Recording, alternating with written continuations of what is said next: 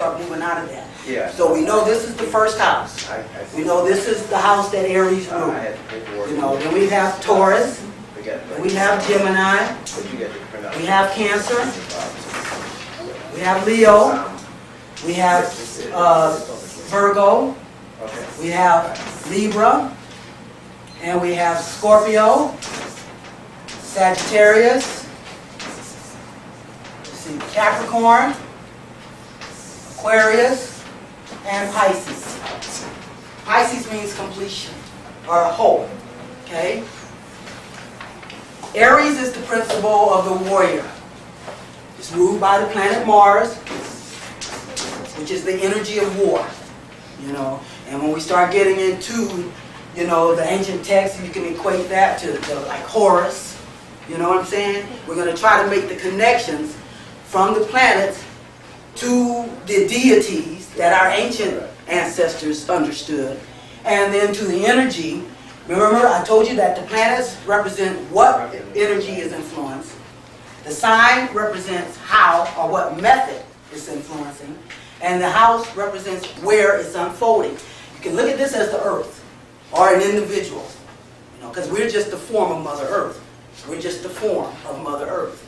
See? So this can be the earth, and this is the horizon line. Okay? And all of this is broken down into opposites. Everything is about balancing opposites. That's how you create, by balancing opposites. So this is the sign of war, the planet of war. This is the energy of the warrior. So the first principle that we're looking at is Aries, which is the principle of the willingness, the spiritual warrior. Okay, that's what the Aries energy represents in that wholeness. Then we have Taurus. Taurus is the one that dictates what do we value. What do we value morally and materialistically. This is what it is what we value in life, our moral values. That's the second principle of righteousness. The third principle is the principle of understanding. That's what Gemini represents. Gemini is the educator, the teacher, the communicator. That's where you get your reading, your writing. Everything about the earth is represented under one of these symbols. Then Cancer, the fourth sign. That's the principle of the nurturer. That's the one that makes our connection to the past, to our roots, our heritage, our mother. That's our mother energy. Remember I said you're conceived through Aries. You take form or body. Your body develops in Taurus. Your mind, your mental capacity develops in Gemini. You're born through Cancer, the mother. That's the gateway. I read last week the two gateways. Cancer is the gateway into this earthly plane. Capricorn, its opposite sign, is the gateway into the spiritual. See, that's another reason why Saturn is the supreme energy, because it rules the Capricorn energy. Okay, and then Leo. They connect Leo with the ego, and that is the identifier. That's the one that Leo also indicates children. It's your creative energy, and it's the children, it's the energy of the children, and the rulers, okay? So what we need to understand about putting all that together is that Leo is the identifier, the one that lets us recognize us as ourselves as the children of the Creator, or the creative forces of the universe.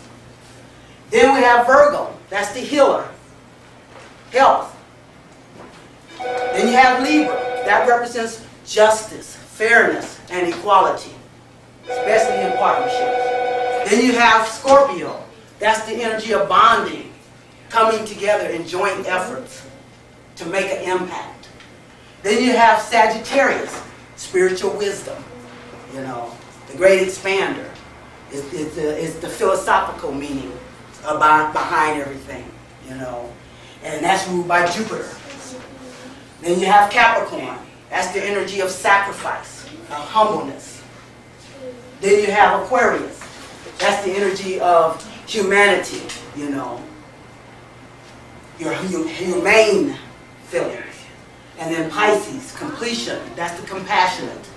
That's the one that says, in order for us to become whole, we have to include everyone, you know, those that are in prison, those that are on drugs, those that, you know, are the outcasts of society. See? And what I'm saying here is that in order to be whole and full, each one of these 12 principles have to be enacted. And if you leave one of them out, you're still an aberrant entity. You're not full, you're not whole, you're not sacred. When you use all 12, that's what gives you your fullness, your wholeness, your sacredness. That's more or less when they say holy, you become whole. Absolutely, a holistic. Yeah. Right, you become whole, you become You're full. energized by the circle. You're using all your energies. We got all these energies in us. We identify, of course, with our sun sign, you know, but that's only a small fraction of what's going on. And the job of astrology is to give you a perspective on what energies you're focusing on and what energies, you know, you need to pull in to make yourself whole and full. We have to use all the energies. Sometimes it's not that easy because we want to use the energies that we're used to working with. But, you know, we need to learn how to integrate energies. Because remember, I'll say it, if I say it once, I'll say it 1,000 times. Balancing opposites is creative energy. Male, female, yin and the yang, positive, negative. Every time you put two opposites together, you create energy. That's creation. That's the creation process. That's why I say we are the gods, because we are the physical beings with the spiritual capabilities through the melanin. See? And that is bringing two opposites together, the physical and the spiritual, to make the whole. If you don't make it whole, it's not complete, it's not sacred, it's not spiritual. Okay?